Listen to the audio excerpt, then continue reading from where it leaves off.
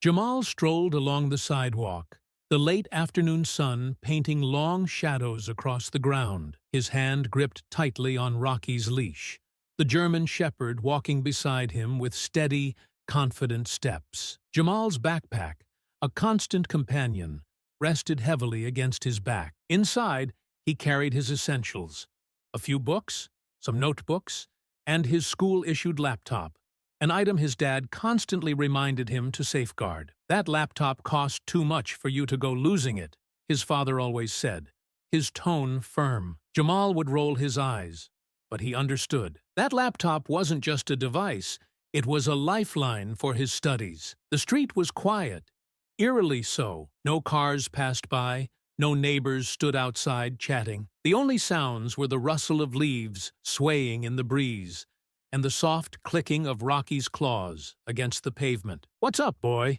Jamal said with a faint smile, noticing the dog's nose twitching. Rocky sniffed the air intently, his ears briefly perking before relaxing. Jamal adjusted the strap of his backpack and continued walking, completely unaware of the figure lurking just out of sight. Mike stood a short distance away, leaning casually against the fence of an abandoned house. His grimy jacket hung open, his sharp eyes tracking Jamal's movements with predatory intent. He noticed the boy's backpack immediately. Its weight, the way it was sturdily built, it screamed value. "Nice bag, kid," Mike muttered under his breath, his lips curling into a crooked grin. He shifted slightly, staying in the shadows, and waited for the right moment. Jamal, oblivious to the danger, walked on. The stillness around him felt oddly comforting. Walking Rocky was his favorite part of the day, a time when the noise of the world faded and he could think clearly. But as they passed a parked car, Rocky suddenly tensed. His ears shot up, and a low growl rumbled deep in his chest. "What now?"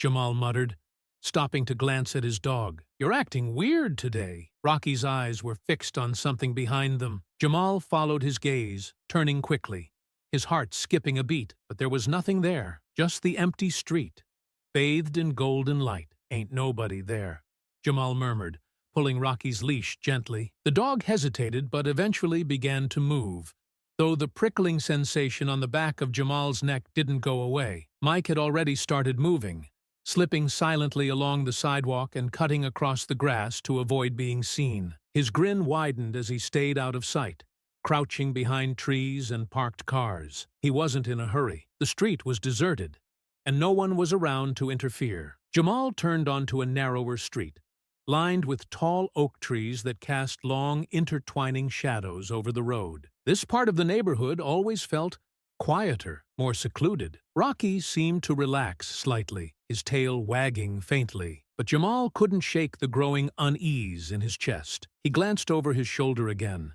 his eyes scanning the empty street. The silence felt heavier now, pressing down on him like a weight. He told himself he was just being paranoid, but then he heard it. Footsteps, soft, deliberate steps echoed faintly behind him. Jamal froze mid-step, his breath caught in his throat as his pulse thundered in his ears. "Rocky, you hear that?" he whispered, his voice barely audible. Rocky growled again, sharper this time, his body tense. Slowly, Jamal turned around, his heart pounding. Emerging from behind a tree was Mike, his hands shoved deep into his jacket pockets. His crooked grin widened as his sharp eyes flicked from Jamal to the backpack. "Afternoon, kid," Mike greeted, his voice rough and gravelly. Jamal's grip on Rocky's leash tightened instinctively. "What do you want?"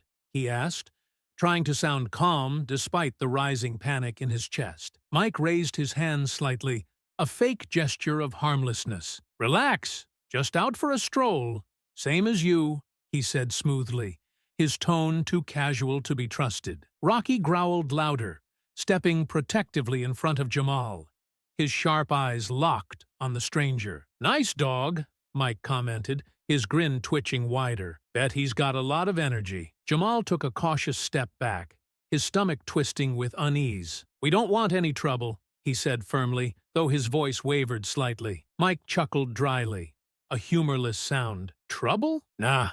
I was just admiring that bag you're carrying. Looks nice.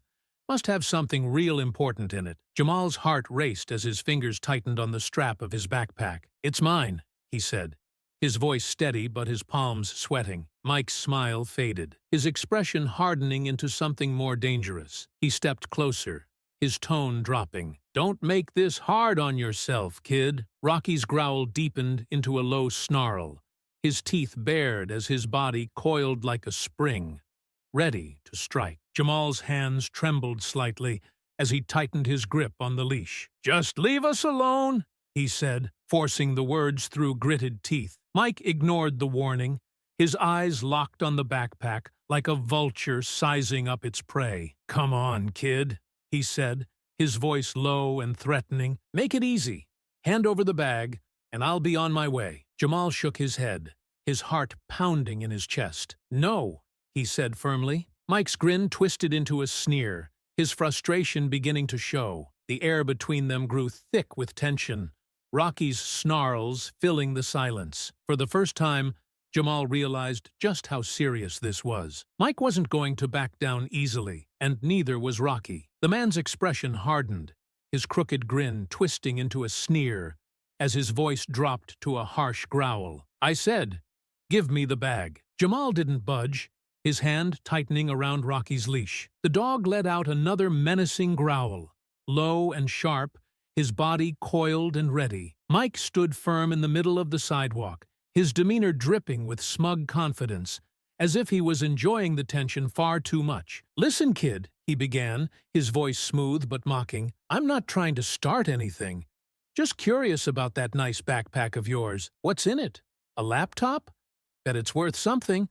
Jamal's heart thumped wildly in his chest, but he stood his ground, taking a small step back to pull Rocky closer. "I'm not telling you anything," he replied, his voice firm but betraying the fear bubbling beneath the surface. Mike tilted his head slightly, his grin widening as if he found Jamal's resistance amusing. "Now, don't be like that," he said, his tone syrupy and insincere. "I'm just asking a question." Rocky's growls grew louder, his intense gaze locked onto the man. The atmosphere was suffocating, the air thick with tension, every movement between them slow and deliberate. "You need to leave," Jamal said, raising his voice slightly, his attempt at authority trembling under his growing anxiety. I'll call the police if you don't." For a brief moment, Mike froze, then burst into a harsh, humorless laugh that echoed through the deserted street. "The police?"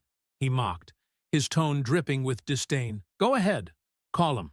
See if I care." Jamal's fingers trembled slightly as they tightened around Rocky's leash. "I mean it," he said, trying to sound braver than he felt. "They'll come, and you'll get in trouble." Mike's grin faded, replaced with a colder, sharper look. His voice turned flat, almost bored. "No, they won't," he said, his eyes narrowing as he stared Jamal down. "You think they give a damn about a kid and his dog? They'll tell you to go home and leave it at that. Trust me." For a moment, Jamal blinked, stunned by the man's confidence. "That's not true," he said, though the certainty in his voice wavered. Mike stepped forward, just enough to make Jamal flinch. "You sure about that?" he asked, his tone dripping with condescension. "You think they're gonna waste their time on you?" Rocky barked suddenly, the sound cutting through the man's words like a blade. Mike recoiled slightly, his gaze flicking to the snarling dog before snapping back to Jamal. "Call whoever you want," he said, his tone regaining its bitter edge, "but that bag's coming with me, one way or another." Jamal's heart sank. The realization hit him like a blow. This man wasn't bluffing, and he wasn't leaving empty-handed. "You're not getting it," Jamal snapped, his voice trembling with both fear and defiance. "You're not." Mike's grin returned, cruel and twisted. "And you think you're gonna stop me? You're just a scared little boy." Rocky barked again, louder this time, lunging forward just enough to make Mike stumble back a step. Jamal held tight to the leash, his breaths coming quick and shallow. "You need to leave us alone," he said again, louder this time, his voice shaking but resolute. "This is your last chance." Mike shook his head slowly, his hands sinking deeper into his jacket pockets as he began to pace. He moved in deliberate, wide circles, his eyes locked on Jamal and Rocky like a predator stalking its prey. "I told you, kid," he muttered darkly. This ain't about what you want. It's about what I'm taking. Jamal turned with him, refusing to let the man out of his sight, his pulse pounding in his ears. People are going to see you, he said desperately, the words spilling out in a rush. You can't do this. You'll get caught. Mike snorted derisively, his gaze sweeping up and down the deserted street. Ain't nobody around to see anything, he said with a sneer, and no one's gonna care. That's how it works. Jamal's jaw tightened as he fought to think of something. Anything to stop this. Rocky will bite you, he warned, tugging the leash tight as the dog snarled fiercely. Mike paused, narrowing his eyes at Rocky. Maybe he will, he muttered, almost to himself. But dogs get tired, don't they? The weight of the man's words sank into Jamal like a stone. Panic started creeping into his chest, tightening its grip. He clutched the strap of his backpack as if it were the only thing anchoring him. Mike watched him carefully, his sharp eyes searching for any cracks in Jamal's resolve. Don't make this harder on yourself, kid, Mike said softly, his voice almost a whisper now. Just give me the bag, and I'll walk away. Easy as that. Jamal shook his head, his voice firm despite the fear threatening to overtake him. No. Mike's face twitched with irritation, his patience snapping. Fine, he said sharply, his tone icy and clipped. Have it your way. His posture shifted, his hands sliding out of his jacket pockets. He rolled his shoulders,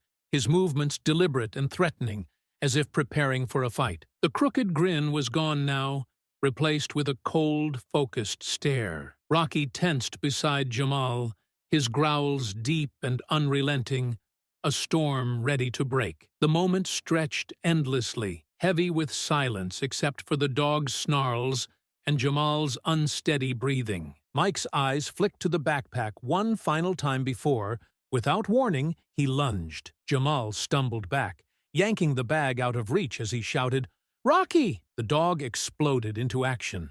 A blur of muscle and fury. Snarling and barking, Rocky lunged at Mike, his teeth bared and snapping. Mike cursed loudly, recoiling as he barely avoided the dog's jaws. "Get back, you stupid mutt!" he shouted, his voice tinged with panic as he staggered backward. Rocky lunged again, the leash straining in Jamal's hands as the dog fought to close the distance. Jamal's grip burned as the leash slipped slightly through his fingers, Rocky's strength nearly overpowering him. "Control that dog!"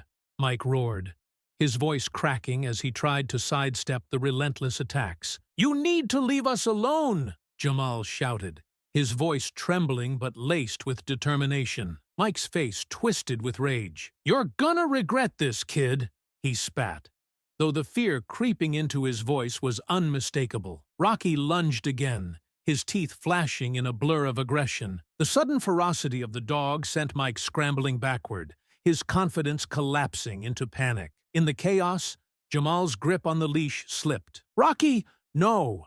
Jamal shouted, his voice trembling with urgency, but it was too late. The German Shepherd had already bolted forward, his powerful body charging like a missile. Rocky's barking echoed through the stillness, sharp and relentless, reverberating through the empty neighborhood like a warning. Mike let out a startled yell, stumbling as he turned to flee. "Get away!" he screamed, his voice breaking as he sprinted down the sidewalk in a clumsy, desperate attempt to escape. Rocky gave chase, his paws pounding against the pavement, his barking unyielding as he closed the gap between them. Jamal's heart raced in his chest as he watched the scene unfold. Fear surged through him, but he didn't wait to see how it would end. "Rocky, come back!"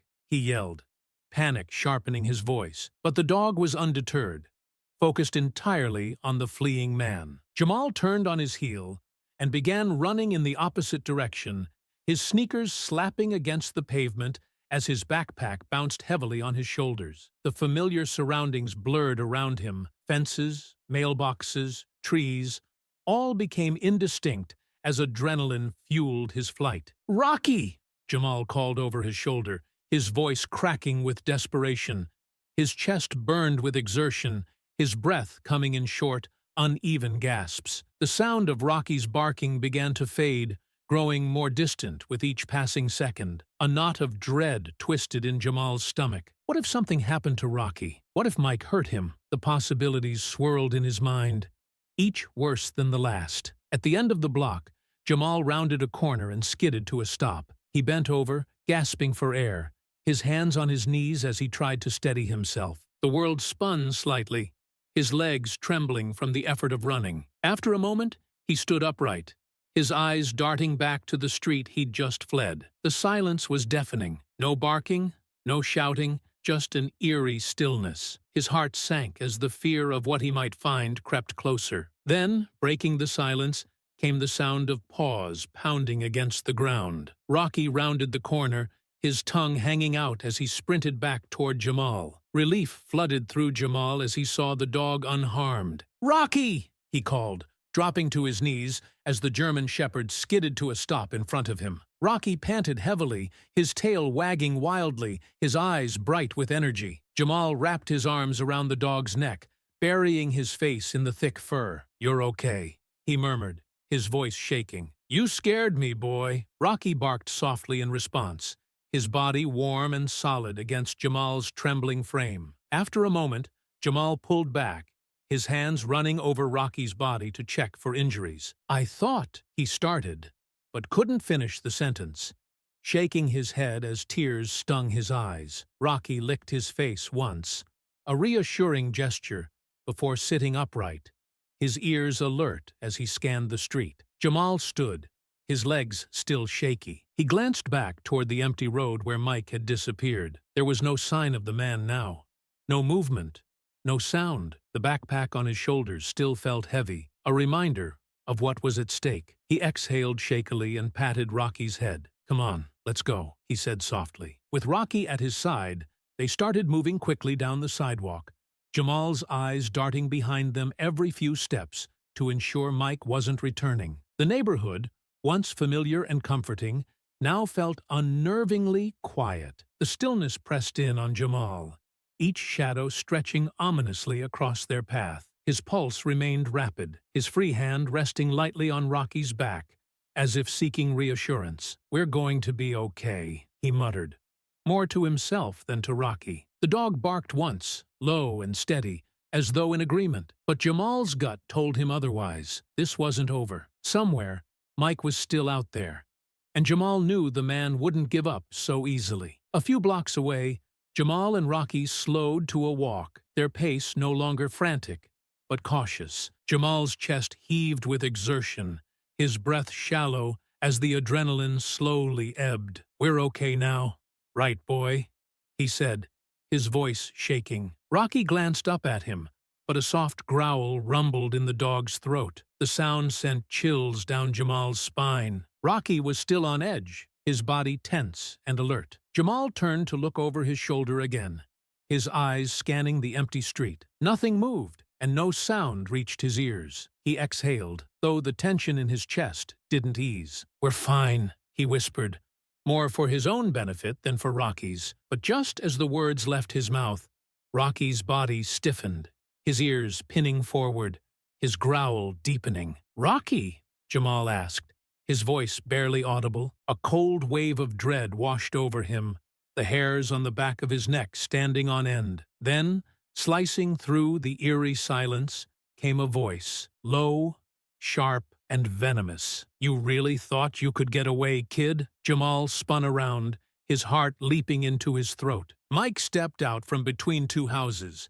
his face red with fury, his jacket hung in tatters, his expression stripped of any smugness, replaced with raw anger. "I told you I was getting that bag," Mike growled, his voice a dangerous snarl. "You just had to make it difficult." Jamal stumbled back, gripping Rocky's leash tightly. "Leave us alone," he demanded, his voice trembling but loud. Mike ignored him, his eyes fixated on the backpack. "That bag's mine," he snapped, his tone dripping with menace. "And this time, I'm taking it." Rocky lunged forward, snarling and barking furiously, the leash straining under his strength. "Rocky, no!" Jamal yelled, struggling to hold him back. For a split second, Mike flinched, but he quickly regained his composure, his scowl deepening. "That dog's not gonna save you this time," he sneered. Mike moved closer, circling Jamal like a predator sizing up its prey. Jamal backed away, his every instinct screaming at him to run, but he knew better. "I'll call the police,"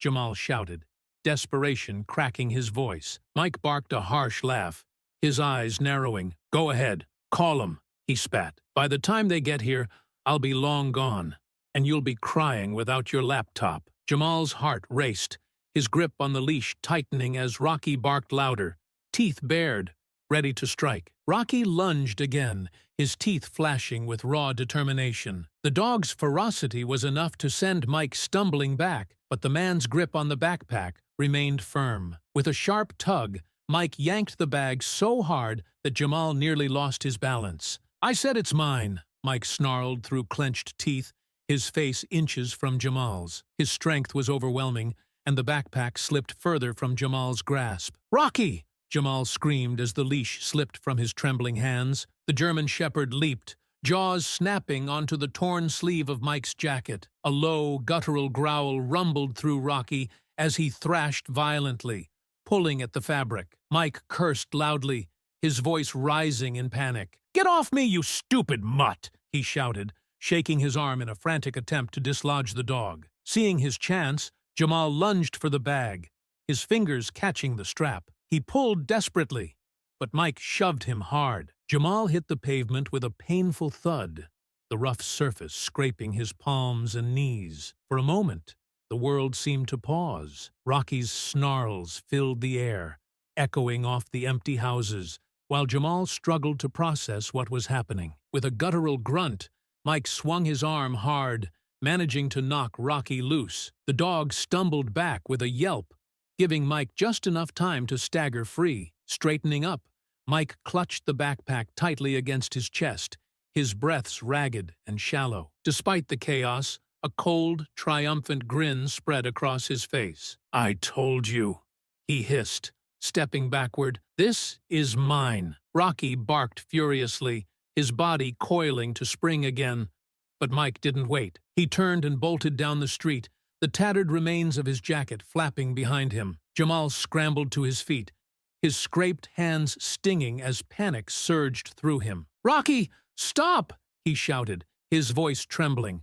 But the dog didn't hesitate. Rocky charged after Mike, barking relentlessly, his paws pounding against the pavement in pursuit. Jamal stumbled forward a few steps, his chest heaving as he tried to chase after them. His legs felt heavy, his breaths shallow and ragged. "Rocky!" he called again, but the dog was too far ahead, his determined figure quickly disappearing down the block. Jamal slowed, his stomach twisting as he watched Mike turn the corner and vanish, taking the backpack and everything inside with him. Rocky stopped at the edge of the block, barking furiously into the empty street. His tail hung low, and his ears flattened back, as if he knew he hadn't won this time. Slowly, reluctantly, the dog turned and trotted back to Jamal, his head hanging slightly. Jamal sank to the curb, his legs weak and trembling. His hands trembled as he wiped his face, frustration and fear welling up in his chest. Rocky whined softly,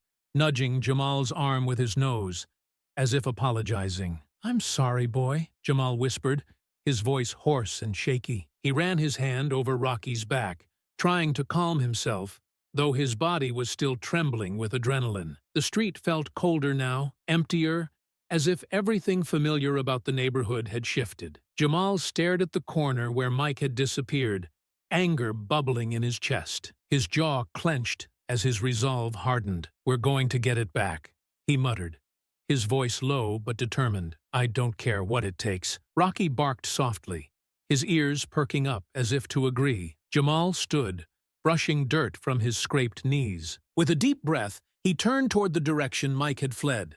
His legs burned, his lungs ached, but he pushed himself forward. Rocky trotted beside him, panting but alert, his ears twitching as he scanned the street for any sign of danger. As they moved, Jamal couldn't shake the oppressive weight of the silence around him. The neighborhood, once so familiar, now felt eerie and alien. Each sound, a rustling leaf, a distant bird call, sent a jolt of tension through his body. His scraped palms stung, and unshed tears blurred his vision. but he refused to stop. When he finally turned the corner onto his street, his house came into view. Its peeling front steps and small, sturdy frame brought a wave of relief mingled with dread. His father, David, stood on the porch with a coffee mug in hand, his sharp gaze scanning the street as if he'd already sensed something was wrong. As Jamal sprinted toward him with Rocky by his side, David straightened, his posture tense. "Jamal!" David called, his deep voice filled with concern. "What's going on?" He stepped off the porch as Jamal skidded to a stop at the steps, gasping for air. Rocky sat beside him, panting heavily. He stole it, Dad," Jamal choked out, his words tumbling over each other. "The man!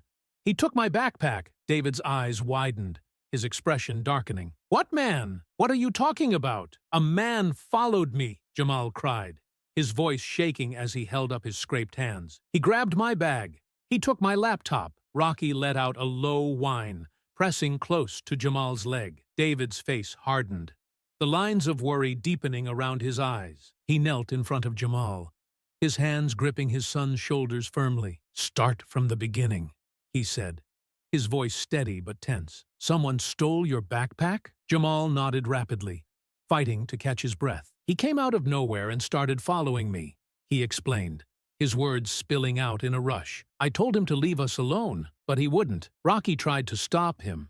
He chased him, but the man still got away. He took everything, Dad. The laptop.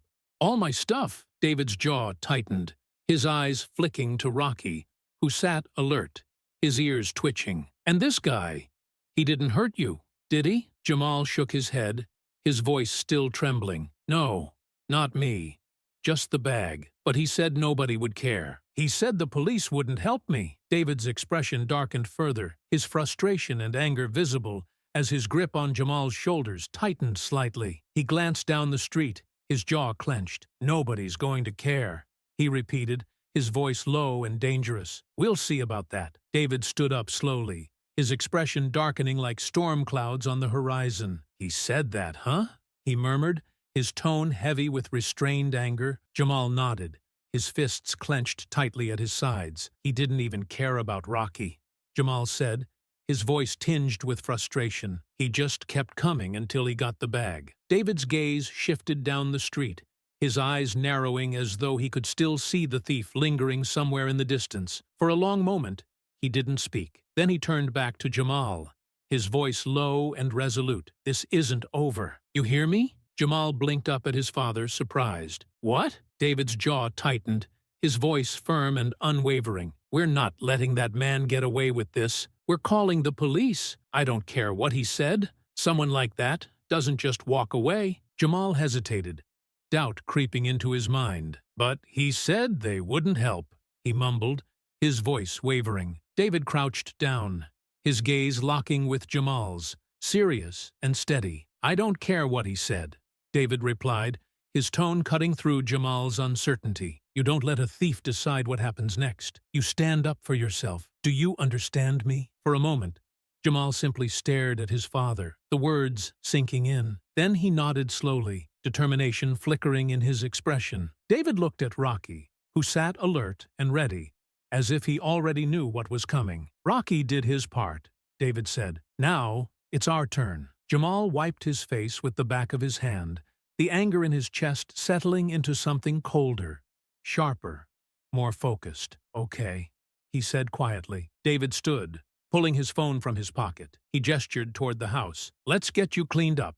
Then we're making the call." Jamal followed his father up the porch steps, Rocky close by his side. At the top of the steps, the dog paused, turning back to glance down the empty street. A low growl rumbled in his throat, as if he could still sense the thief nearby. Jamal glanced back too, his fists tightening at his sides. "This isn't over," he thought. Inside, Jamal sat at the dining room table as his father applied antiseptic to his scraped palms. The sting was sharp, but Jamal didn't complain. Rocky lay at his feet, his ears twitching at every sound. Across the room, David paced back and forth, his phone pressed to his ear. "Yeah, my son was followed, threatened, and robbed," David said sharply into the phone. The guy got away with his school laptop. What else do you need to know? Jamal watched his father closely, picking up on the tension in his voice. He could only hear one side of the conversation, but it didn't sound promising. No, we don't know him,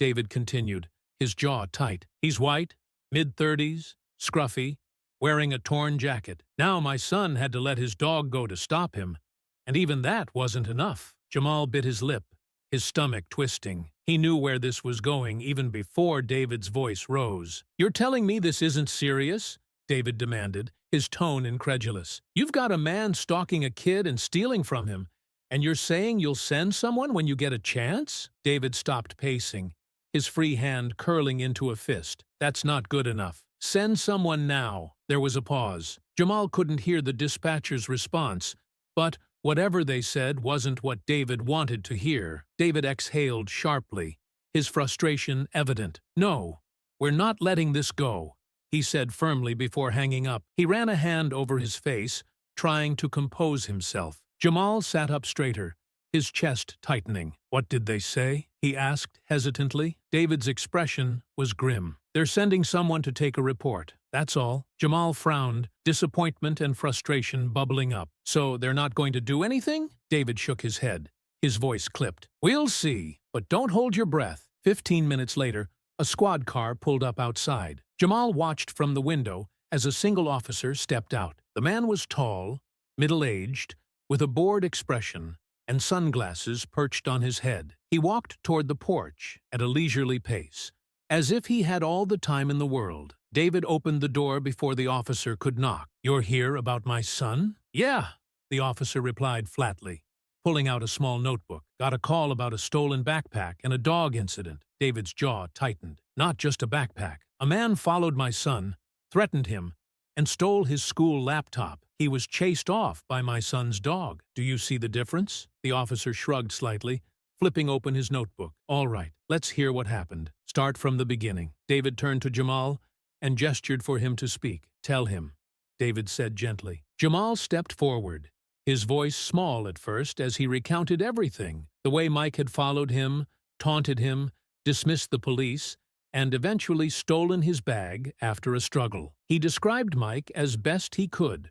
White, mid-30s, scruffy beard, torn jacket, dirty boots. Rocky sat by Jamal's side, his sharp eyes locked on the officer, as if he understood every word. When Jamal finished, the officer nodded, scribbling a few notes in his notebook. "Okay," he said finally, tucking the notebook back into his pocket. "I'll file the report." David's eyebrows shot up in disbelief. "That's it?" The officer looked at him, his expression indifferent. "We'll keep an eye out, but don't count on much happening. A guy like that probably doesn't have a fixed address. If he's moving through the area, he's long gone by now." Jamal blinked, his chest tightening with frustration. "You're saying you're not going to find him?" The officer sighed, his tone tinged with impatience. "Look, kid, it's not that simple. It's a stolen backpack.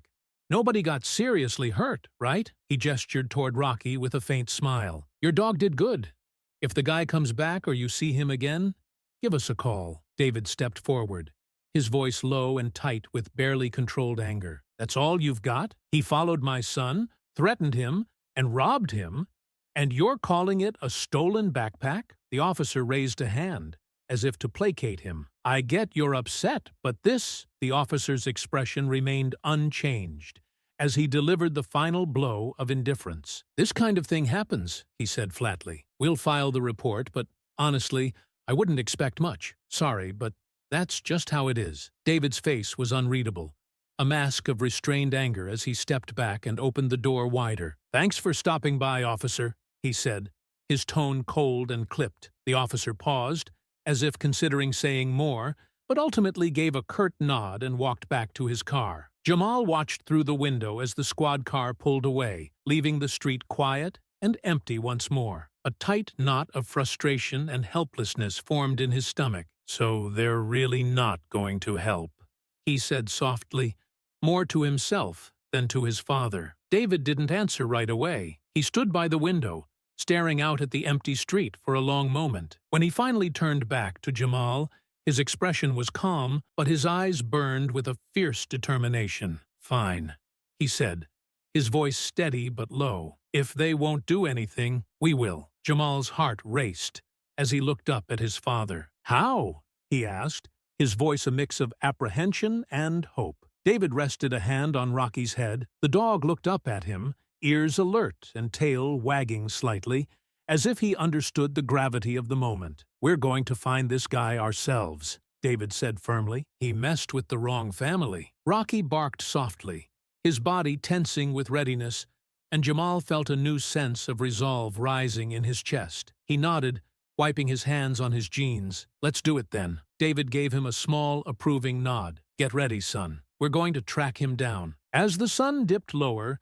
casting the neighborhood in a warm, orange glow, David and Jamal walked briskly down Maple Street. Rocky trotted alongside Jamal, his nose close to the ground, his posture alert and ready. "We'll start where it happened," David said, his voice steady and focused. "You said he ran toward the construction site?" "Yeah," Jamal replied, glancing nervously at the road ahead. "It's where I lost sight of him." David's eyes narrowed as he scanned the surroundings, his expression sharp. "People like him don't just vanish. If he ran through here, he left something behind." They crossed over to the construction site, a sprawling lot dotted with half-built houses, stacks of lumber, and empty dirt paths. The wind rustled through the plastic tarps covering some of the materials, creating an eerie backdrop to the quiet. "Stay close," David said, as they stepped onto the uneven ground. "Keep Rocky focused." Rocky's ears perked up, his nose working the dirt as he sniffed intently. Jamal tightened his grip on the leash,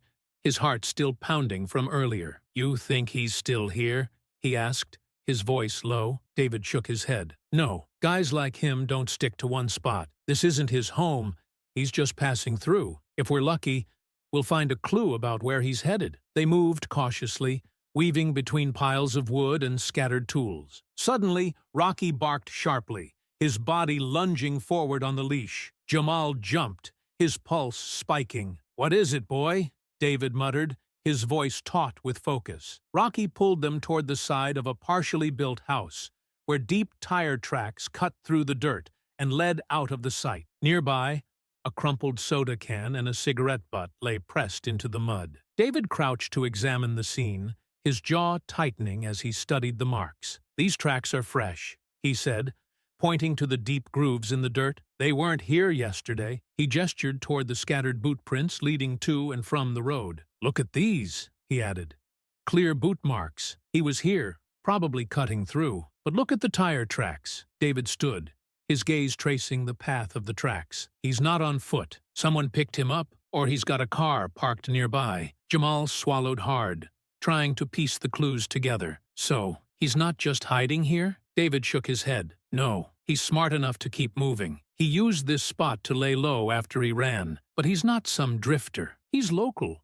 Someone who knows these streets and how to move through them without being noticed." Jamal's stomach twisted at the realization. "That's worse," he muttered, his voice barely above a whisper. David glanced at him, his expression firm but reassuring. "It means we'll find him. He's staying close, and when someone like him gets too confident, that's when they make mistakes." Rocky barked again, his nose twitching furiously as he sniffed near the tracks. Jamal knelt beside the dog, running a hand over his back. "Good boy," he whispered. David straightened, brushing dust off his knees. He scanned the quiet street beyond the construction site. "This gives us a direction," he said. "He's either parked nearby or staying close enough that he didn't need to go far. So what do we do now?" Jamal asked, his voice steadier this time. "We're letting the police know what we found," David replied, his tone resolute. "But we're also coming back tomorrow. If he's as overconfident as he seems, he might pass through again. And when he does, we'll be ready." Jamal nodded, a flicker of determination reigniting in his chest. Tightening his grip on Rocky's leash, he stared down the empty road. "We'll catch him, Dad. He's not getting away with it." David smiled faintly, pride glinting in his eyes, though his expression remained hard-edged. "That's right," he said. "He messed with the wrong kid." Rocky barked once, his body taut and alert, as if sensing the unfinished business ahead. Jamal's gaze drifted to the tire tracks and boot prints in the dirt, anger bubbling under his skin. The man had thought no one would care. that he could take what wasn't his and disappear without consequence. But he was wrong. The next morning, Jamal and David were back on the streets, their purpose sharper than ever. The crisp air carried the hum of cars and lawnmowers in the distance, but the weight of their mission made everything feel more intense. David walked ahead, his sharp eyes scanning every driveway and street corner, like a man on a hunt. Jamal followed close behind, gripping Rocky's leash tightly. The dog moved with focused precision, his ears flicking at every sound. Together, they pressed forward, determined to find the man who thought he could get away. Jamal stayed close, his heart hammering as they retraced Mike's escape route from the day before. The streets felt different now, quieter, heavier, as though the neighborhood itself held its breath. "Are you sure he went this way, Dad?" Jamal asked, his voice barely above a whisper as he scanned the rows of worn houses. David nodded without glancing back. "If he's local like I think he is, he didn't go far. He slipped into a spot he knows. Someplace familiar. You just keep an eye out." They turned off Maple Street, moving into an older part of the neighborhood. The houses here were smaller, some with peeling paint and cracked shutters. Rusted mailboxes leaned awkwardly on posts, and weeds crept through the cracks in the pavement. It felt like a place forgotten, even by time itself. Rocky tugged gently on the leash, his nose brushing the ground as he sniffed intently. Jamal's stomach churned. It felt like Rocky knew something. At the end of the block, David stopped abruptly, squinting at a small, weathered house on the corner. The yard was overgrown, the shutters dangling on rusted hinges, and an old sedan sat slanted in the driveway, its surface coated in a thin layer of grime. Jamal followed his dad's gaze and felt his heart drop. "That's it, isn't it?" he whispered, tightening his grip on Rocky's leash. David didn't answer immediately. His focus was locked on the driveway, where faint boot prints matched the ones they'd seen at the construction site. Deep, uneven impressions in the dirt. His jaw tightened. "Yeah," he said quietly, "this is it." Rocky let out a low growl, his eyes fixed on the house, his body tense. Jamal shivered, glancing at the curtained windows. The place felt wrong, like it held a threat even in its stillness. "What do we do?" Jamal asked, his voice trembling. David turned, his face calm but serious. "We don't confront him. That's what we do. We're not taking risks with someone like this." Jamal frowned, frustration bubbling beneath his fear. "But we found him. We know where he is. Shouldn't we do something?" David shook his head firmly. "We are doing something. We're going to the police station, and this time they're going to listen." Jamal's chest tightened as he glanced back at the house. A curtain in one of the windows shifted slightly, as though someone had been watching and stepped away. He swallowed hard. What if they still don't care? David placed a hand on his son's shoulder, his grip steady. "They'll care this time," he said, his voice unwavering. "We're not leaving until they do." Jamal nodded slowly, the weight of his father's determination grounding him. This wasn't over, but for the first time, it felt like they were closing in. "Come on," David said, turning away from the house. "We're going to the station." They walked briskly back the way they'd come, the tension driving their pace. Rocky stayed close to Jamal's side, his paws tapping against the pavement as his nose remained alert. Jamal couldn't help but glance over his shoulder, half expecting Mike to come storming out of the house, but the street remained eerily still. The police station was a stark contrast to the streets, a cold, sterile space lit by buzzing fluorescent lights. The faint smell of stale coffee lingered in the air. David strode to the front desk, his movements sharp with purpose. Behind the desk, a young officer sat, barely glancing up from his computer. "Can I help you?" the officer asked, his tone flat. "Yes," David said firmly. "I called yesterday about my son being robbed. We found the guy." The officer's posture straightened slightly, his interest piqued. "You found him?" David nodded. "We know where he is. He's staying on Maple Street, near the corner of Pine." The officer frowned, typing into his computer. "Did you see him?" "We didn't confront him," David replied, his tone steady but clipped. "But we know it's him. Boot prints, the direction he ran, it all adds up." Jamal shifted nervously, the room feeling too still, like they were holding their breath for the next dismissal. Rocky sat at Jamal's feet, his quiet panting the only sound as they waited. The officer finally nodded, but his response felt lukewarm. "All right, sit tight. I'll let someone know." David's expression didn't shift. His voice was calm but firm as he said, "No, we're not sitting tight. We're not leaving until you send someone to check that house." The officer blinked, caught off guard. "Sir, I can't—" "You can," David interrupted. "And you will. My son was followed, threatened, and robbed. We just gave you this man's location. You have no excuses now." The officer hesitated, glancing toward the back of the station. A senior officer with graying hair was walking past, and the younger officer quickly flagged him down. "Sergeant, can you take this?" he asked, his voice tight. "It's about the report from yesterday." The sergeant listened carefully as David recounted everything: the robbery, Mike's escape, the clues they'd followed, and the house they'd found. When David finished, the sergeant scratched his chin thoughtfully, then nodded once. "All right," he said. "I'll send someone over to take a look." David's eyes narrowed. "Don't just look," he said, his tone low and unwavering. "This guy needs to be held accountable." The sergeant met David's gaze evenly. "We'll handle it. Go home and wait for an update." David didn't look satisfied, but he nodded curtly. "We'll be waiting." Outside, the air felt sharper as they walked to the car. Jamal glanced up at his father, his voice quiet, but waited. "Do you think they'll really do something this time?" David exhaled slowly, his jaw set. "They have to, and if they don't, we'll make sure they don't forget about it." Jamal nodded, gripping Rocky's leash tightly. "We're not letting him get away." David's lips twitched into a faint smile, the only hint of pride breaking through his hard exterior. "That's right," Rocky barked softly,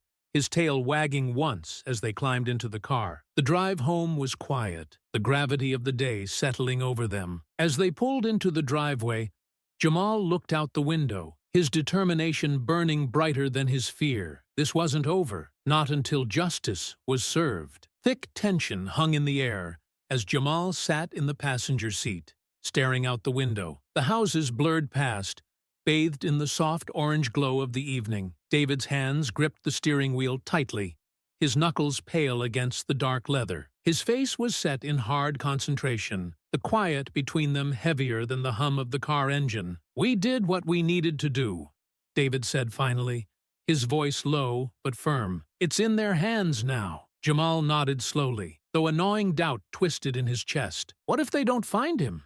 he asked softly. David exhaled sharply through his nose, his eyes flicking toward Jamal. "We'll deal with that when we have to," he replied. "But they've got the address now. That's more than we had before." And in the back seat, Rocky poked his head between them, his ears alert and his nose twitching as if he could sense the unease in the car. The German shepherd let out a low whine, his tail wagging slightly, but his body remained tense. When they pulled into the driveway, the street was as quiet as it had been that morning. Jamal climbed out of the car, his legs stiff, and followed David and Rocky inside. The house felt unusually silent, the weight of the day pressing down on them. Jamal sank onto the couch, his hand absently running through Rocky's fur as the dog curled up at his feet. The rhythmic thump of Rocky's tail against the floor did little to calm him. David settled into the armchair across the room, leaning forward with his elbows on his knees. His eyes were fixed on the phone resting on the coffee table, as though willing it to ring. The seconds dragged into minutes, the ticking of the living room clock filling the stillness. Jamal's mind raced, replaying every detail of the encounter with Mike. His twisted grin, the sharp tug of the backpack, and the overwhelming helplessness that followed. "They'll show up, right?"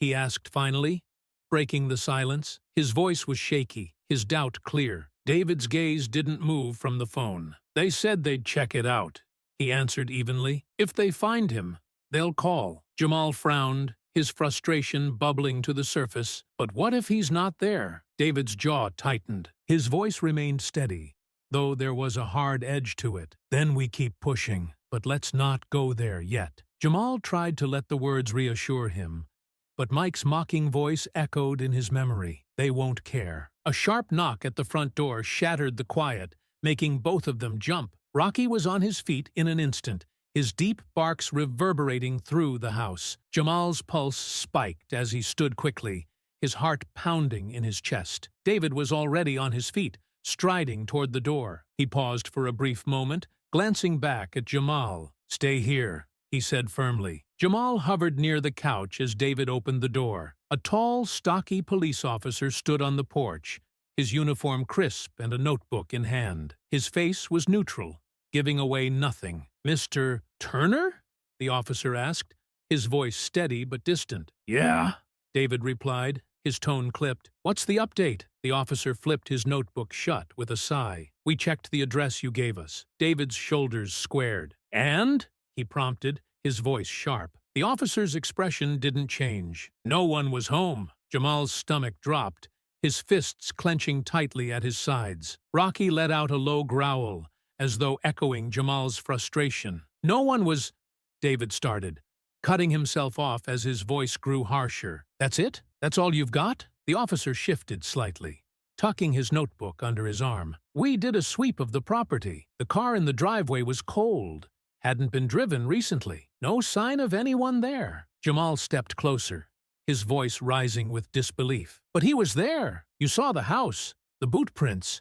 We're not making this up." The officer looked at Jamal, his expression softening slightly. "I'm not saying you are, kid," he said gently. "But if he's not there, we can't arrest him. We'll file this report and keep the address on record. If he shows up again, let us know." David's voice turned cold, each word deliberate. "That's it? You're just going to wait for him to show up again?" The officer raised a hand in a calming gesture. "I understand this is frustrating, Mr. Turner, but right now, we don't have much to go on. No one saw him go inside. Unless we catch him in the act, or someone comes forward with more information, there's not much we can do." Jamal's face burned with frustration. "But he stole from me!" he shouted, his voice cracking with anger. The officer nodded, his tone softer now. "I know, and I'm sorry. We'll keep an eye out, but I can't promise more than that." David stood still for a long moment, his jaw tight, and his fists clenched. Finally,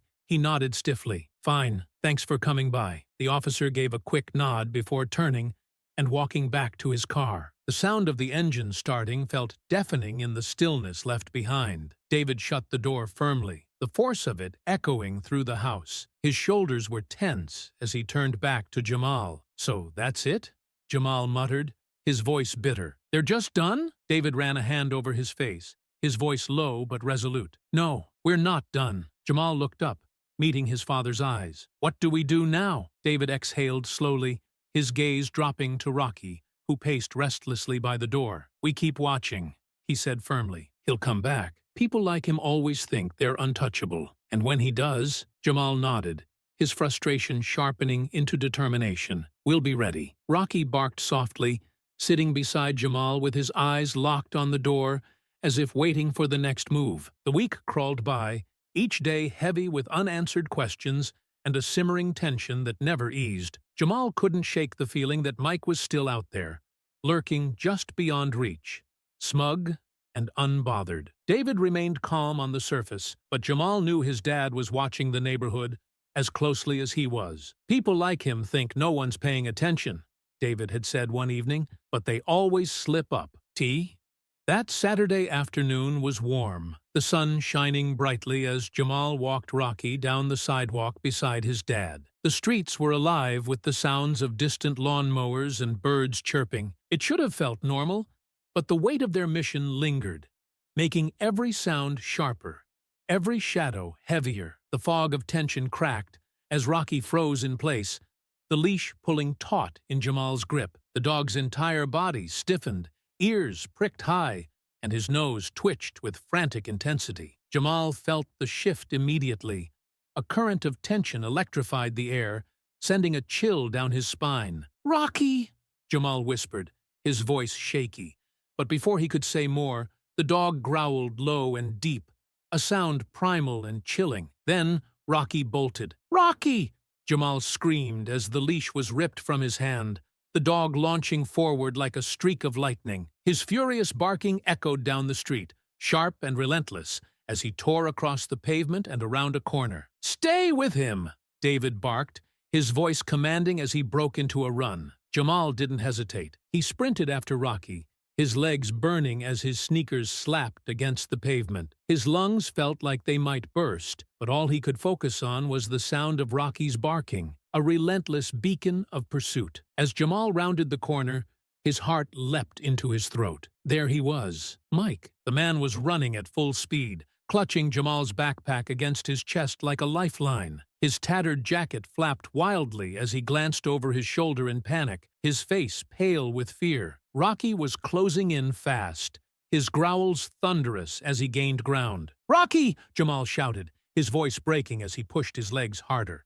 His muscles screamed in protest, but he didn't slow. Mike veered sharply, darting into a narrow alley between two houses. His feet pounded against the pavement as he scrambled over trash cans and debris. Rocky was undeterred. The German Shepherd leapt over a toppled trash can with ease, his bark like rolling thunder. "Keep moving!"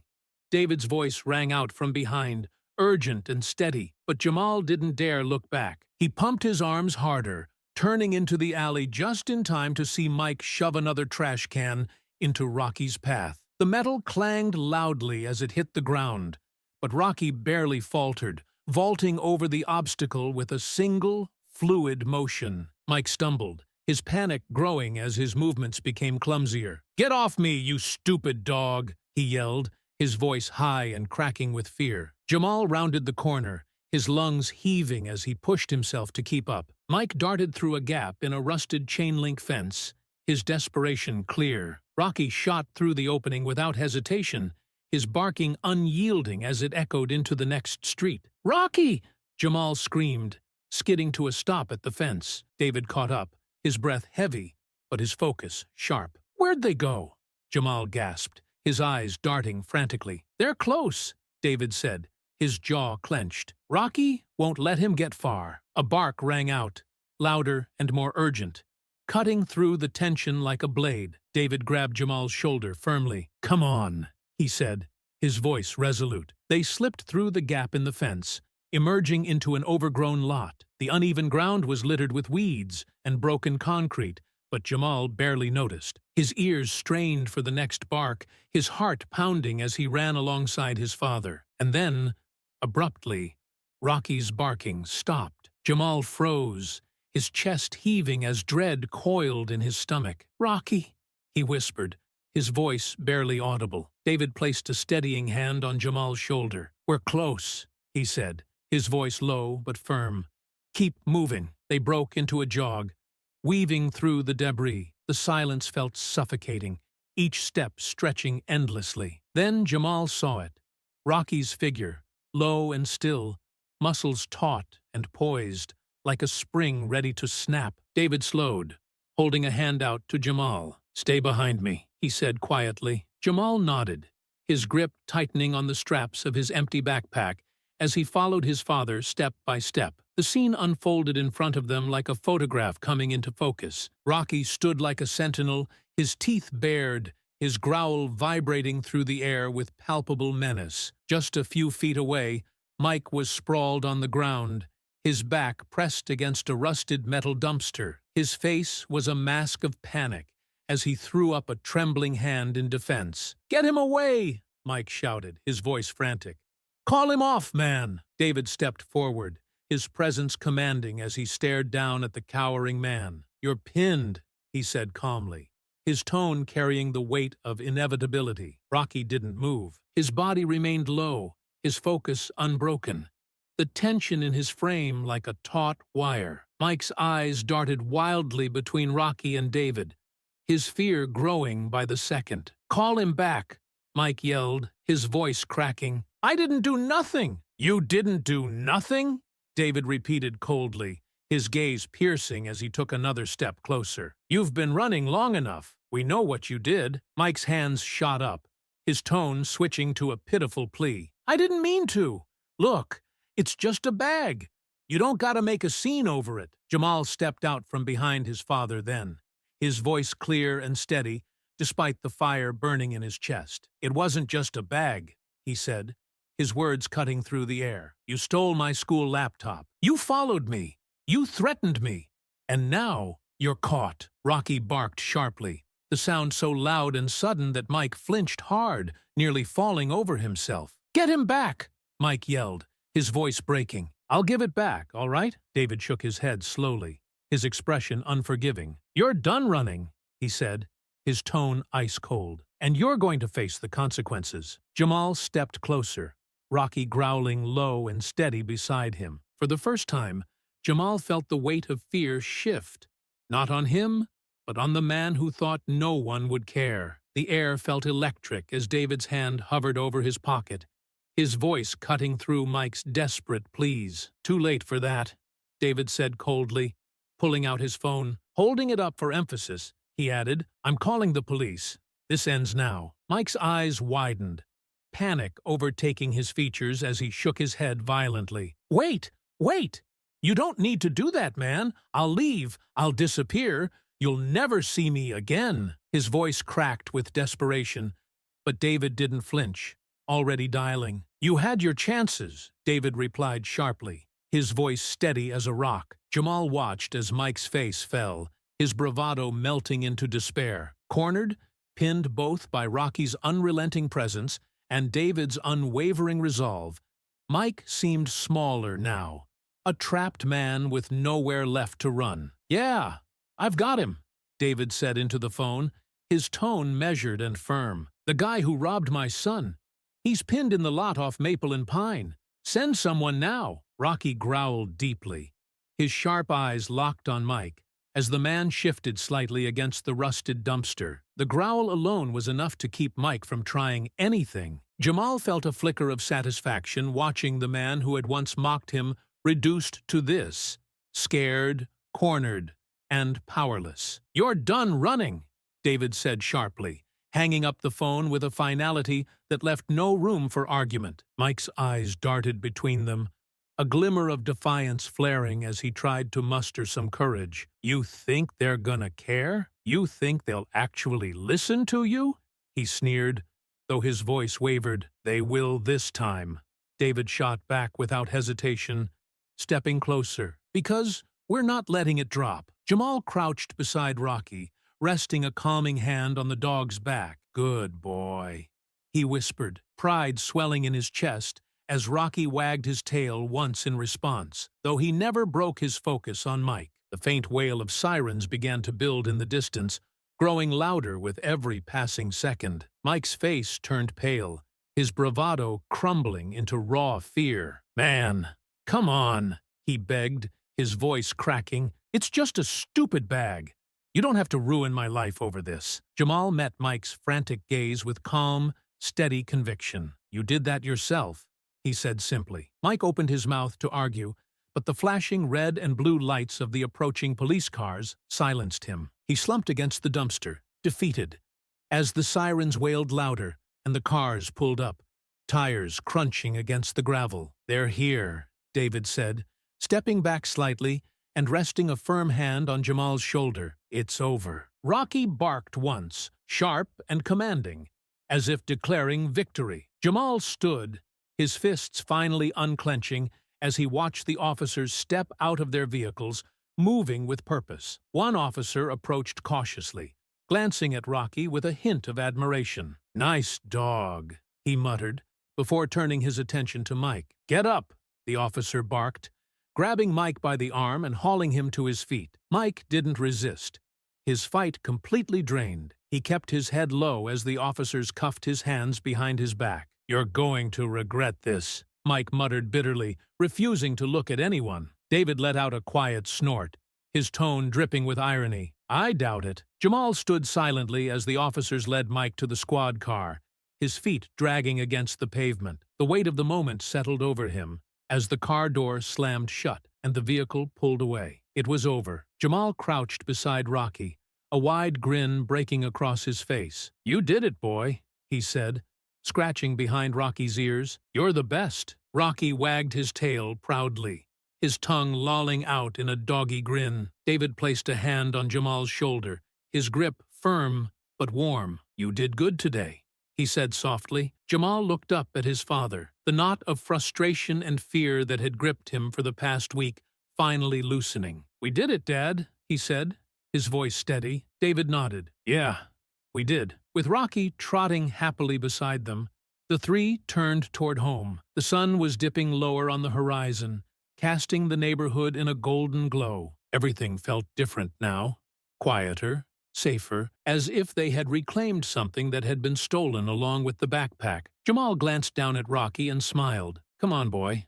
Let's go home." The house felt calm that evening, though a residual tension still lingered. Jamal sat at the dining room table with Rocky curled up at his feet, the dog snoring softly after the day's excitement. The backpack sat in front of Jamal, dirty but intact. He opened it, relief washing over him as he found his laptop still inside, safe and unharmed. David poured himself a cup of coffee and sat across from Jamal, the lines of the day etched into his face. For a long moment, neither of them spoke, the weight of the afternoon still sinking in. Jamal finally broke the silence. "So, what happens now?"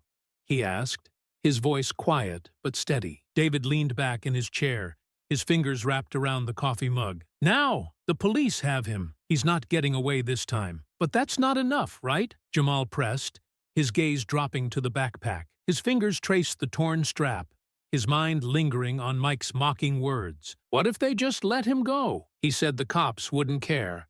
And for a while, he was right. David's expression hardened, his voice steady but resolute. "Not this time. We're not letting that happen." Jamal looked up, doubt flickering in his eyes. "How do we make sure? He's just going to lie and say it's no big deal, and they'll believe him." David set his mug down firmly, his gaze locking with Jamal's. "Then we make them listen. We've got everything we need to make a case. The police have the report. They've got him in custody. And we've got evidence.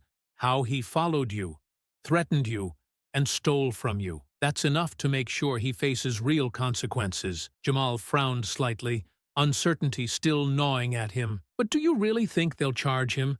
Like, actually do something?" David's eyes softened, but his tone remained firm. "That's up to us, Jamal. The system works when people push it to work. If we don't step up, then yeah, maybe he gets off easy. But that's not going to happen. Not here. Not after what he did to you." Jamal nodded slowly, letting his father's words sink in. "So, what do we do?" "We follow through," David said firmly. "We talk to the police." "We?" Detective Harris opened a file folder, his sharp gaze fixed on David and Jamal as he slid a blank statement form across the table. "Start by writing down everything, every detail, no matter how small," he said, his tone calm but firm. "The more thorough you are, the harder it will be for anyone to dismiss this case. We need your full account. What happened before, during, and after. Make sure to include what he said, how he acted, and how Rocky cornered him. It all matters." David nodded, his jaw set as he picked up the pen. "You'll get everything," he promised. Jamal sat quietly, gripping his backpack as he watched his dad begin to write. The faint scratch of pen on paper filled the room as the weight of their responsibility sank in. For a moment, Jamal hesitated, the enormity of the situation pressing against him. Then he straightened his shoulders. "Can I help?" he asked, his voice steady but quiet. David glanced at him, a flicker of pride in his eyes. "Of course," he said, handing Jamal the pen after finishing the first few lines. "Write what you remember." Jamal took the pen, his fingers trembling slightly as he put it to the page. He started slowly, recounting how Mike had followed him, the fear he'd felt when Rocky first growled, and the chase that ended with Mike pinned by the dumpster. As he wrote, the memories became sharper, each detail vivid in his mind. He wrote about Mike's taunts, the way he had tried to intimidate him, and how Rocky had refused to back down. By the time he finished, his hand ached, but the tension in his chest had eased. Detective Harris read over their statements, nodding as he made additional notes in his own file. "This is good," he said. "It paints a clear picture of what happened and shows intent. Tanner didn't just grab a bag.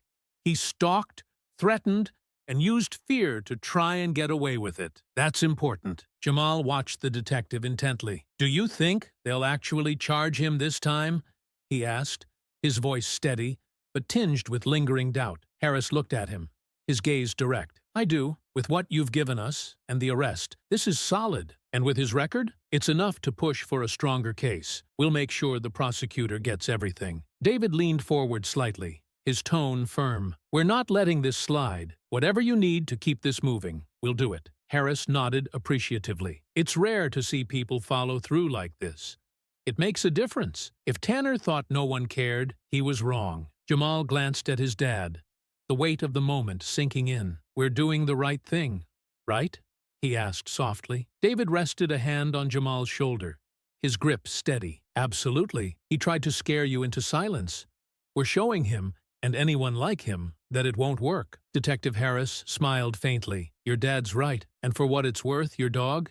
He's a hero. Not many cases get solved because someone's dog wouldn't quit. Jamal's lips curved into a small smile. Rocky didn't stop, he murmured. And neither did you, David added, his voice low but full of pride. That's what matters. Harris stood, tucking the statements into his file. I'll get these to the prosecutor immediately, he said. You'll hear from us soon, but if anything else comes up, let me know. Keep being persistent. It helps. David shook the detective's hand firmly. We will. Thank you. As they left the station, Jamal felt a sense of resolve settle over him. The fight wasn't over, but they had taken the next step. The morning air was crisp, the sky a pale blue as they walked to the car. Jamal glanced at his dad as they reached the car. We're really going to stop him, aren't we? David smiled faintly, unlocking the doors. Yeah, son, we are. People like him think they're untouchable until they meet someone who won't back down. That's what we're doing. As they drove home, the weight of the past week felt lighter. Rocky was waiting at the window, his tail wagging when he saw them pull into the driveway. Jamal climbed out of the car, walking toward the house with a renewed sense of purpose. Come on, boy, Jamal said as he opened the door and crouched to greet Rocky, scratching behind his ears. We're making it right. For the first time in days, Jamal felt like the battle wasn't just reactionary. It was proactive. They were fighting back, and they were going to win. Detective Harris slid the statement form across the table, his sharp gaze steady on Jamal. We need a full account from you, Jamal. Everything that happened that day. How he followed you, threatened you, and took the bag. It doesn't have to be long, but it needs to be clear. We're building a case they can't ignore. Jamal swallowed hard, nerves tightening his chest. I can do that, he said, his voice small but steady. Harris gave a faint nod, his tone softening slightly. Good. And if it goes to trial, there's a chance you'll have to testify. Are you ready for that? Jamal glanced at his dad, who met his gaze with a reassuring nod. Jamal turned back to Harris, straightening in his seat. Yeah, I'm ready, he said with determination. Harris allowed himself a faint smile. Good kid, he said, turning his attention back to David. With Jamal's statement, the arrest, and the recovery of the stolen backpack, we've got a strong case. I'll make sure the prosecutor knows this isn't just another theft. It's bigger than that. David nodded, his jaw tight with conviction. This is about accountability, he said firmly. He thought he could intimidate my son, that no one would care. We're here to prove him wrong. Harris stood, extending his hand first to David and then to Jamal. You're doing the right thing, he said. I'll keep you updated as this moves forward. In the meantime, we'll make sure Mike Tanner doesn't go anywhere. Jamal exhaled a breath he didn't realize he'd been holding. As they left the room, a sense of relief washed over him, though the weight of the situation still lingered. Walking back to the car, he glanced up at his dad. Do you think it's enough? David opened the car door, gesturing for Jamal to get in. We've given them everything they need to make this stick. Now it's their turn to do the right thing, he said, his tone resolute. And if they don't? Jamal finished the thought with a faint smile. We'll push harder. David smiled back, his voice carrying a quiet strength. That's right. This isn't over, but we're not backing down. As they pulled into the driveway, Rocky's happy bark greeted them, his tail wagging furiously behind the window. Jamal stepped out of the car and patted Rocky's head as he opened the door. We're going to get him, boy. You'll see. Rocky barked again, his tail thumping with enthusiasm. Jamal looked over at his dad, the knot of frustration in his chest replaced by something stronger. We're going to make this right, Dad. David clapped him gently on the back. We already are. The days leading up to Mike's arraignment passed slowly, the quiet tension pressing on both Jamal and David. Neither of them said it aloud, but it felt like they were holding their breath, waiting for the next step. One evening, Jamal sat at the dining room table, carefully writing his statement on a clean sheet of paper. David sat across from him, reviewing notes they had taken with Detective Harris. The faint hum of the news played in the background, and Rocky snoozed peacefully under the table. "Make sure you write it the way you remember it," David said gently, glancing up from his notes. "No need to add anything extra.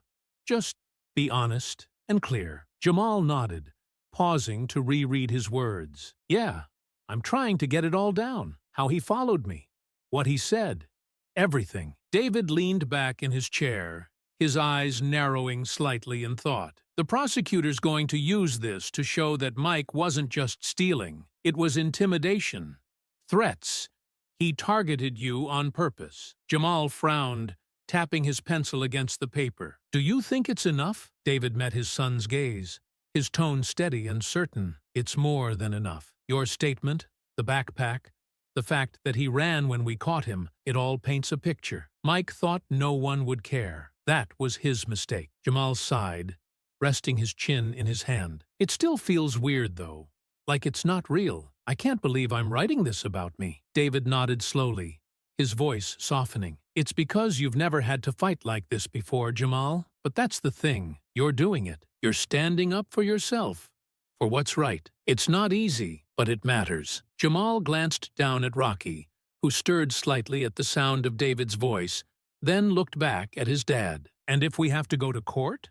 Like, in front of everybody? You tell your story," David replied firmly. "You let them see what he did, and you don't let anyone make you feel small. You've got nothing to hide, son." Jamal swallowed, nodding slowly. "Yeah, I can do that." David stood and walked over to Jamal, resting a hand on his shoulder. "You're not alone in this," he said quietly. "I'll be there every step of the way. And you know Rocky's already earned his place in the front row." Jamal laughed softly, the tension breaking for a moment. The sound felt good, like a small victory. The next morning, David and Jamal sat in Detective Harris's office at the station, going over final preparations. Harris had a thick folder on his desk, the case file that would be handed off to the prosecutor. "You've done everything right so far," Harris said, flipping through the notes. "Jamal, your statement is clear, and the evidence backs it up. We've got the recovered backpack, Mike Tanner's flight when confronted, and witness testimony from the officers who made the arrest." David leaned forward, his expression serious. "You think they'll charge him with more than just theft?" Harris nodded. "They're looking at larceny, resisting arrest, and intimidation of a minor. It's not just a slap on the wrist, it's enough to push for real time." Jamal shifted in his chair, nervous but resolute. "But we'll have to go to court, right?" Harris met his gaze with a calm, reassuring expression. "Maybe, if he doesn't plead out, and guys like Tanner usually don't, it'll go to trial. But don't let that shake you. The truth is on your side." David patted Jamal's back gently. "We've got this." Harris nodded in agreement. "Just remember, you're not alone. We'll be with you every step of the way. You're doing the right thing." Jamal sat up straighter, the knot in his stomach loosening slightly. Detective Harris's words settled over him with a reassuring weight. "The one on trial here is Tanner," Harris said firmly. "Your story, your evidence, and your courage are what's going to make the difference." "Okay," Jamal said, his voice steadier now. "I can do it." Harris gave a faint smile. "That's the attitude. You've already done the hard part. You stood up for yourself. Now, we finish it." David stood and shook the detective's hand, his grip firm. "Thanks for taking this seriously." Harris nodded. "It's my job, but you made sure it didn't get ignored." On the drive home, Jamal stared out the window, watching the familiar streets roll by. The neighborhood didn't feel as threatening anymore. Something had shifted, like they were reclaiming a piece of what had been stolen. "I'm proud of you, son," David said, breaking the silence. Jamal turned to him, surprised. "For what?" "For not backing down," David replied simply. "Mike thought he could push you into silence. He was wrong." Jamal nodded, a small smile pulling at his lips. "Yeah, he was." As they pulled into the driveway, Rocky greeted them at the door with his tail wagging furiously, his tongue lolling out happily. Jamal crouched down, scratching behind his ears. "We're almost there, boy.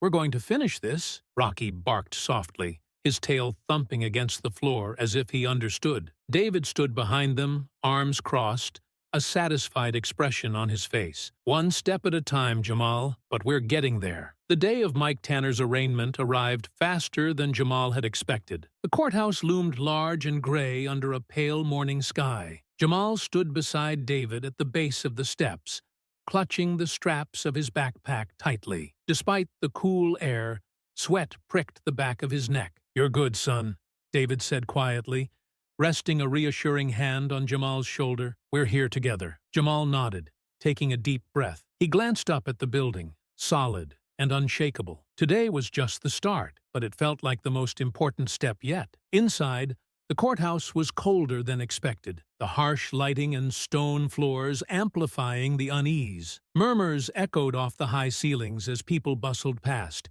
each wrapped in their own concerns. Jamal couldn't shake the feeling that everyone knew why he was there. "This way," David said, leading him down a hall to a small courtroom. Detective Harris waited near the back, dressed sharply in a suit that made him look more imposing than ever. He nodded when he saw them. "Glad you came. Sit tight.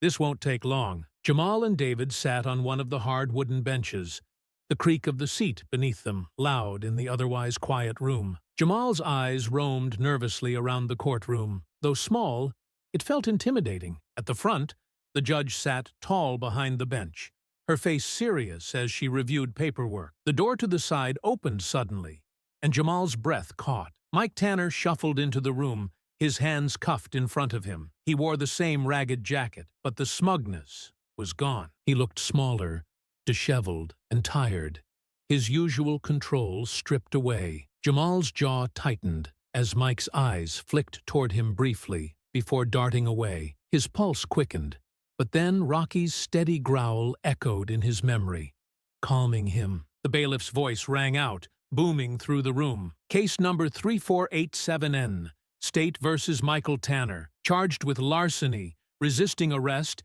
and intimidation of a minor." Mike didn't react as the charges were read, but Jamal noticed the slight twitch in his jaw. The words hung heavy in the air, each one cutting through the silence like a blade. The judge glanced down at Mike. "Mr. Tanner, you are charged with multiple counts, including theft and intimidation. How do you plead?" Mike shifted uncomfortably, glancing at his lawyer, a disheveled man who looked like he'd rolled out of bed moments before. The lawyer leaned over, whispering something in Mike's ear. Finally, Mike straightened and muttered, "Not guilty." Jamal blinked, stunned. "Not guilty?" he whispered, disbelief clear in his tone. David didn't move beside him, but the tension radiating from him was palpable. The judge's expression didn't change as she continued. "Very well. Bail is set at $115,000 cash or bond. Court is adjourned until the trial date is set." The gavel struck sharply, the sound final and echoing. Jamal watched as Mike was led away.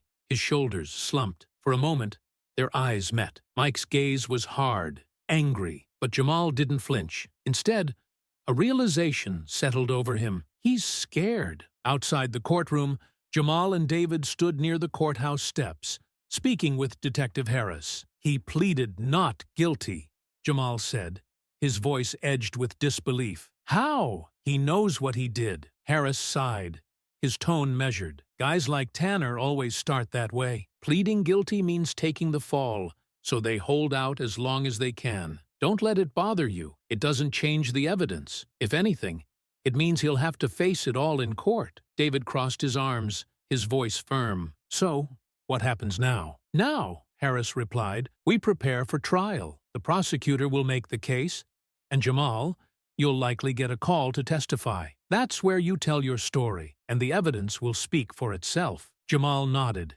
his fists tightening around the straps of his backpack. "I'll do it," he said firmly. "He can lie all he wants. I'm not letting him get away with it." David smiled faintly, pride flickering in his eyes. "That's my boy." Harris nodded approvingly. "Good attitude. Don't let him shake you. People like Tanner count on victims staying quiet and scared. But you're not scared, are you?" Jamal met the detective's gaze, the doubt that had lingered in him finally clearing. "No, I'm not." On the drive home, Jamal stared out the window, his thoughts swirling with everything that had happened. "So, we're really going to court," he said quietly. David nodded. Yeah, we are. But we've got the truth on our side. Your backpack, Jamal? The prosecutor asked, her tone clear but kind, allowing Jamal to stay focused. Jamal gripped the edges of the witness stand, his voice steady as he replied, my school-issued laptop, notebooks, and some other personal stuff. The laptop is really important for school. It's how I do my assignments. The prosecutor nodded, her expression thoughtful. And when Mike Tanner ran off with your backpack, what did you do? Jamal took a deep breath, remembering the chaos of that moment. Rocky, my dog, chased after him. I followed as fast as I could. My dad caught up with me, and we found Mike in an empty lot. Rocky had him cornered. The prosecutor smiled faintly, acknowledging the bravery in Jamal's words. And when you confronted him, what happened? Jamal hesitated for just a moment, his fingers tightening on the stand. He said it was just a bag, like it wasn't a big deal. But it wasn't just a bag. He scared me. He followed me, and he acted like no one would care about what he was doing. The prosecutor's gaze moved to the jury, her voice ringing out with clarity. No further questions, Your Honor. As she returned to her seat, the defense attorney stood. His steps were slow, deliberate, as he approached Jamal. His expression was neutral, but his tone carried a faint edge. Jamal, he began, his voice smooth, you said Mike Tanner asked about your backpack before anything happened, correct? Yes, Jamal replied, keeping his voice steady. The lawyer tilted his head slightly, his hands resting on the podium. And when he pulled the backpack, your dog barked and chased him, right? Yes, Jamal said again, unsure where the questioning was leading. So, the attorney continued, leaning in slightly, it's fair to say that you didn't give him the bag willingly? Jamal's brow furrowed. Of course not. The lawyer's lips twitched in a faint, almost amused smile. Then why didn't you simply let go and avoid the whole situation? You had a dog with you. Surely you weren't in danger? Jamal's stomach twisted at the insinuation, but he forced himself to stay calm. Because it wasn't just a bag. It was my school laptop, my notebooks. It was mine. And he wasn't just taking it. He was threatening me, saying no one would care even if I called for help. The lawyer opened his mouth to continue, but the judge cut in, her tone sharp. Counselor, move on. This line of questioning is irrelevant. The lawyer nodded quickly, taking a step back. No further questions, Your Honor. Jamal exhaled slowly, relief washing over him as he returned to his seat beside his father. David gave him a subtle nod, his expression proud but focused. The prosecutor stood again, calling the final officer who had arrested Mike to the stand. The testimony was clear and concise, reinforcing everything Jamal and Detective Harris had already said: the stolen property, Mike's attempt to flee, and his cornering by Rocky. By the time the prosecutor gave her closing argument, Jamal felt the weight in his chest begin to lift. This case is about more than just theft, she said, addressing the jury. It's about someone who thought they could act without consequence,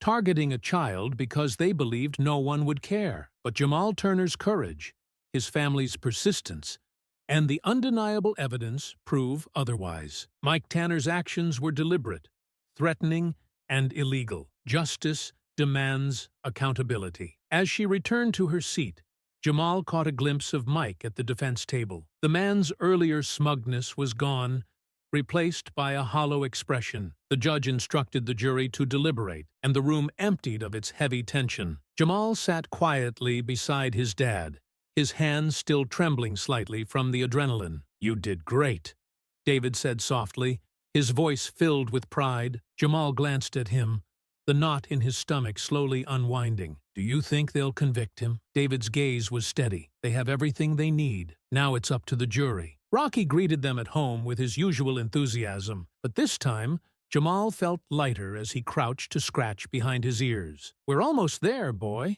he murmured. Almost done. The wait for the verdict stretched into the next day, but when the call finally came, David and Jamal returned to the courthouse. They sat quietly as the jury filed in, the foreperson standing to deliver the decision. On the charges of larceny, resisting arrest, and intimidation of a minor, the foreperson announced, "We find the defendant, Michael Tanner, guilty." The words hit Jamal like a wave of relief. His shoulders sagged as the tension melted away. He glanced at his dad, who nodded, his face calm but filled with quiet triumph. As they left the courtroom, Jamal couldn't help but smile. The fight was over. Justice had been served, and for the first time since that day on the street, he felt truly safe. Air felt lighter, like a storm had passed and left the world calmer. Jamal stood beside David on the courthouse steps, clutching his backpack tightly. The knot that had been in his chest for weeks was gone,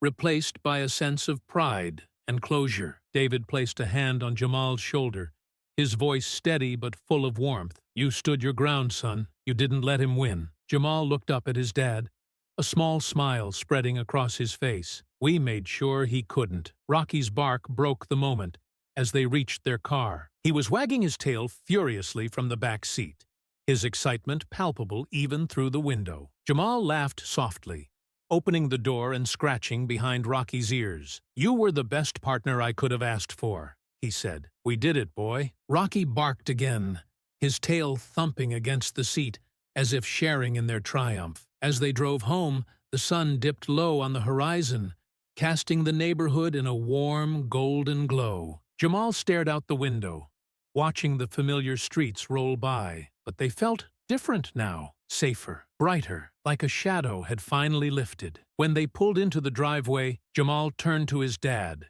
his voice quiet but resolute. He thought no one would care, that no one would stand up to him. David nodded, his eyes reflecting both pride and understanding. "And you proved him wrong. That's what matters." Later that evening, as Jamal sat at the dining room table with Rocky curled up at his feet, he opened his backpack. The laptop sat there, scratched but intact, a symbol of everything they had fought for. He ran his fingers over the torn strap, the events of the past weeks replaying in his mind. David walked into the room, holding 2 mugs of cocoa. He set one in front of Jamal and sat down across from him. For a moment, they sipped in silence, the quiet of the house wrapping around them like a blanket. "Do you think he'll change?" Jamal asked suddenly, his voice thoughtful. David leaned back in his chair, his expression pensive. "I don't know, son. That's up to him. But what I do know is this: he'll think twice before trying to intimidate someone else. And that's because of you." Jamal nodded slowly, the weight of his dad's words settling in. He looked down at Rocky, who was snoring softly, his chest rising and falling in peaceful rhythm. "We did the right thing," Jamal said quietly, more to himself than to his dad. David smiled, his voice steady. "Yeah, we did. And no matter what happens next, don't forget that." The room fell into a comfortable silence again, the hum of the refrigerator and Rocky's gentle snores the only sounds. Jamal glanced at his dad, then back at the laptop. For the first time in weeks, the world felt normal again. As the sun fully set, casting the house in a soft twilight, Jamal stood up, patting Rocky gently. "Come on, boy," he said, his voice light. "Let's get some rest. We've earned it." Rocky wagged his tail lazily, following Jamal up the stairs. Behind him, David watched, his expression one of quiet pride and relief. The fight was over, and they had won, not just for themselves, but for what was right. The sun shone brightly, a stark contrast to the cold tension that had gripped the courthouse just hours earlier. Jamal stood at the top of the steps, breathing in the crisp, fresh air, feeling a weight lift from his shoulders. Beside him, David exhaled deeply, his expression calm, yet proud. "You feel better now?" David asked, his voice steady but warm. Jamal nodded, the corners of his lips curving into a faint smile. "Yeah, it's like it's finally over." David smiled faintly, his hand resting on Jamal's shoulder. "That's justice, son. You fought for it, and you won." As they made their way toward the car, Rocky's bark cut through the moment. His tail wagged furiously behind the window, his joy at seeing them impossible to miss. Jamal laughed, crouching to open the door. He reached in to pat Rocky's head, scratching behind his ears. "You missed it, boy," Jamal said with a grin, his voice lighter than it had been in weeks. "But we got him. He's gone." Rocky barked again, as if in agreement, his tail thumping against the seat. David leaned slightly against the car, his gaze steady. "Mike Tanner thought he could take something from you and get away with it. You proved him wrong. Remember that." Jamal stood, feeling stronger than he had in a long time. "I won't forget," he said firmly. David opened the car door, gesturing for Jamal to climb in. "Come on," he said with a faint chuckle.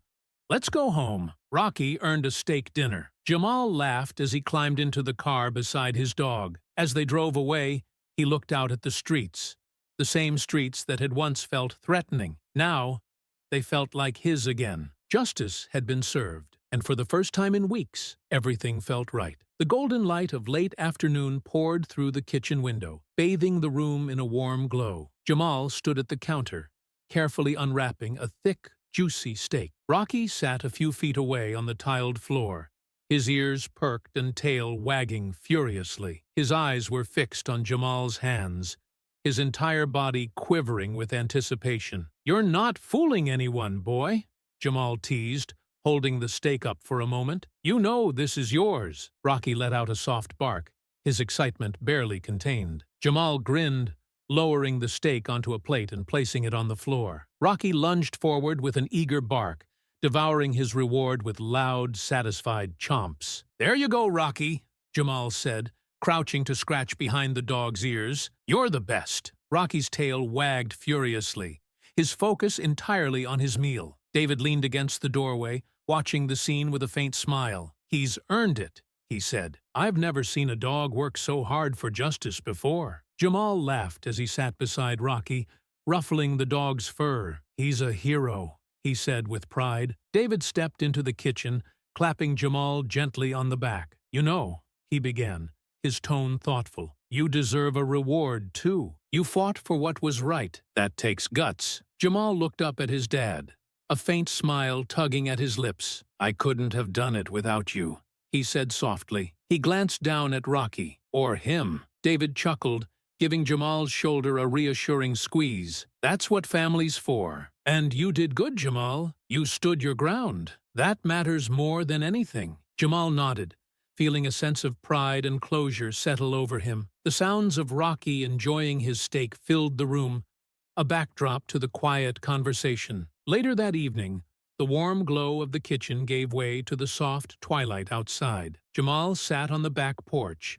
Rocky sprawled beside him, snoring softly after his eventful day. The hum of the neighborhood was calm and steady, no longer tinged with the unease it once carried. The streets felt like they belonged to him again. Jamal leaned back, staring up at the stars beginning to dot the night sky. He glanced down at Rocky, who let out a contented sigh, his tail wagging lazily. "You're a hero. You know that?" Jamal said quietly, scratching Rocky's head. Rocky thumped his tail in response, his eyes half closed, as if to agree. David stepped onto the porch, carrying 2 glasses of lemonade. He handed one to Jamal and took a seat beside him, his gaze fixed on the horizon. "Thinking about everything that happened?"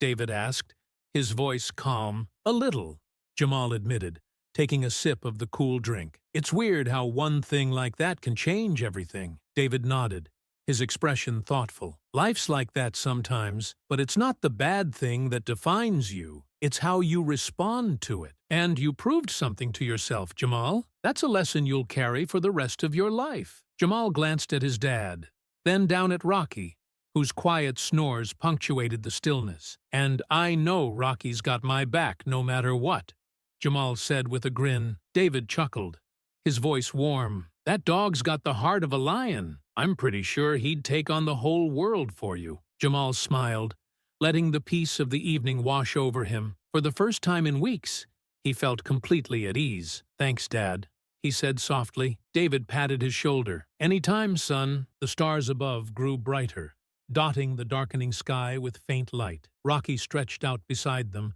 his tail thumping gently against the porch, as he drifted deeper into sleep. Jamal sat back, his heart full of gratitude and strength. He glanced down at Rocky, who twitched slightly in his dreams, and whispered, "We did it, boy." Rocky's tail wagged softly in response, and Jamal smiled. It was over. They had won.